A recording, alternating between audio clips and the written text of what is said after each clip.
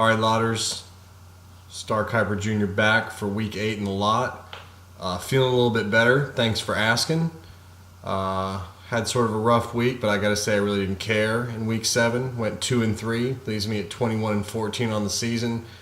Look, before I get into the games this week, I just got to say, is anybody else a little bit weirded out by this whole hooligan diary thing? I mean, I don't know whether to buy the guy like some Midol and a pack of Tampax or some straight razors, because I just don't know what's going on with him. So, anyway, Nina, give him some therapy of some sort. Get him back on the right track. We need hooligan back. Okay, that's all I'm going to say about that. So let's get into this week's games.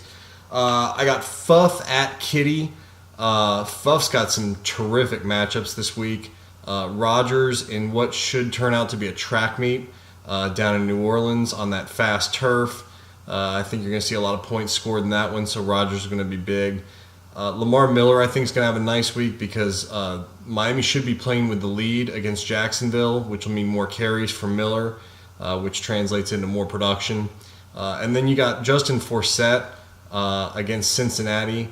The Colts backs crushed Cincinnati last week, and Forsett is really coming on as the number one back there in Baltimore. So look for him to have a big day. Switching over to Kitty's side, the matchups are all kind of on the opposite end. You got Matt Ryan. He's going to be running scared all day against the Lions over in London. That defensive front is going to give the Falcons O-line fits and really get after Matt Ryan. I see 6 or 7 sacks in that game. So tough sledding for Matt Ryan on Sunday over across the pond. Then you got Eddie Lacy. Really has turned into kind of a timeshare there in Green Bay. It's hard to imagine. I mean, he was picked as like the number 5 running back going into drafts, and now the guy's only getting 10 to 12 touches a game. It's kind of crazy how that whole situation's worked out. And then Alfred Morris, I think Washington's going to be playing from behind against Dallas most of Monday night. So Morris is not a third down back. He doesn't catch the football, so that's going to limit his opportunities to get on the field and get touches. So taking all that into consideration, I've got Fuff to win. Then we got Star at Ben. Huge line again, I called it last time. It was a 16-point line. It's a 16-point line again. I said last time it was way too much and that I thought Ben would actually win that game, and he did. So, whatever Vegas is doing with these lines, they need to come talk to me first because I think I've got a better feel for what's going on with these teams than Vegas does. The downside for Ben is that Dawson's on a bye this week. We all know he came in and kicked, 5 or 6 field goals and led him to victory. He's got Matt Bryant going this week as his kicker. Just documented. I don't think Atlanta's offense is going to move the football very well. So Ben's going to have to find another way to pull this one out. But Star's got a lot of good matchups this week. Cobb in that track meet I cited down in New Orleans. Dez on Monday night, he always likes the big stage, should come up with a big performance. And then that Lions D should probably go double digits against Atlanta on Sunday as well.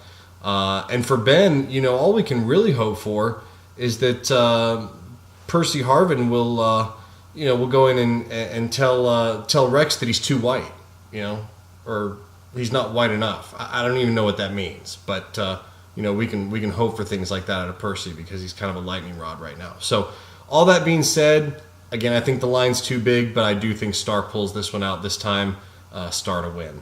Scoresman at Outlaw. Scoresman's got great matchups up and down his lineup, from Stafford all the way down to his defense. I just like everybody he's got going. For Outlaw, Brady should have a nice day against the Bears. They're kind of in disarray right now. But I'm not crazy about the fact that Outlaw's got 4 players going in tonight's game. We know sometimes these can be stinkers. I don't think this is going to be one of those, huge point total games because we know the way San Diego likes to play Denver. They like to run the football. They like to keep Peyton Manning on the sideline. They like to just milk the clock.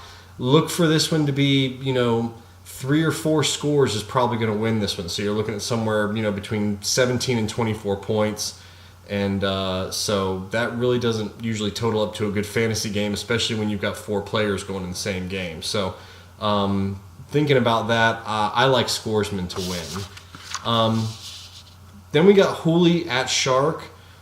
Typically, that would be my game of the week. Year in and year out, it's one of the better rivalries in the lot.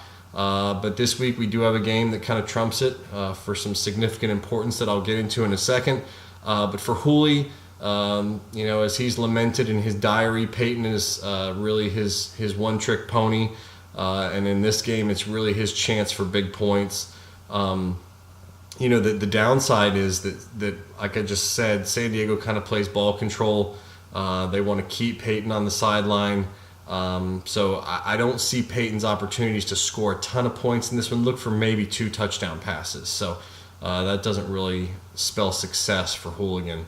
On Shark's side, tons of firepower. Foster against the Titans looks like a nice matchup.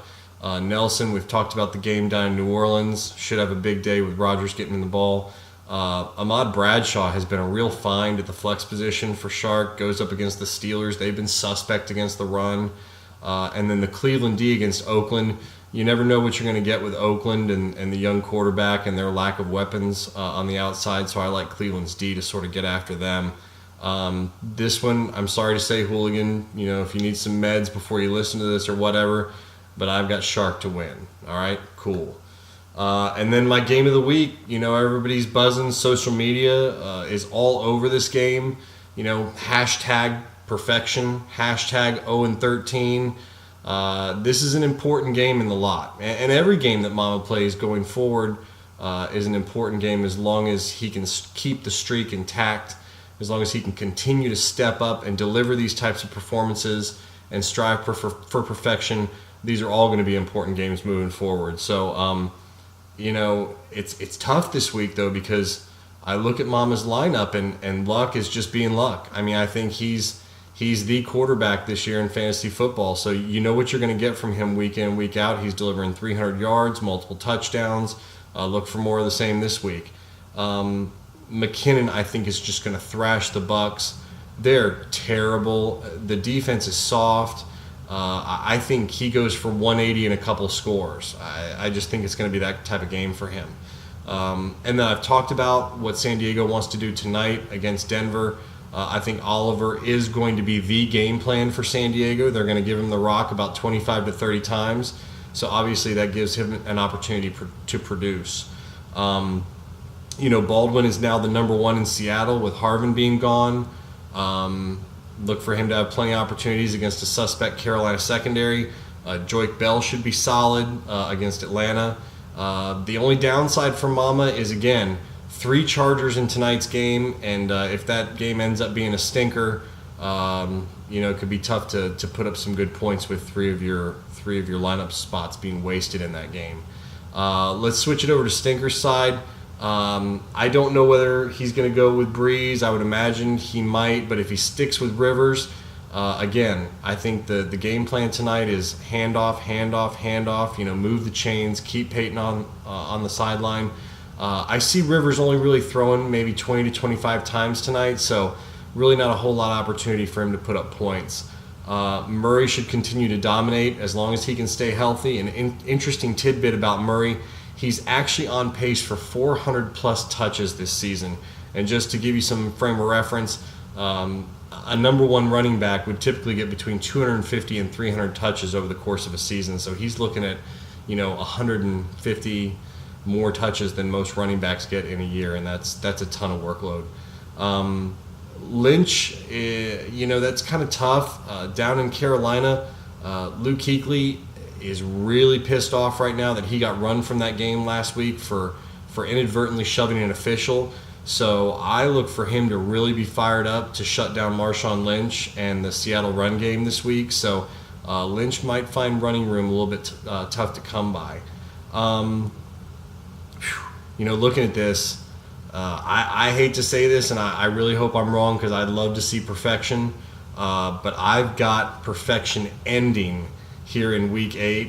And the reason being for Stinker, Hopkins and Sanu are both going to put up goose eggs. So 2 zeros in the lineup, and Mama's got enough matchups to pull it out. I've got Mama to win in the upset special. That's all I've got. You guys have a great Week 8, and I will see you on the flip side. Bye-bye.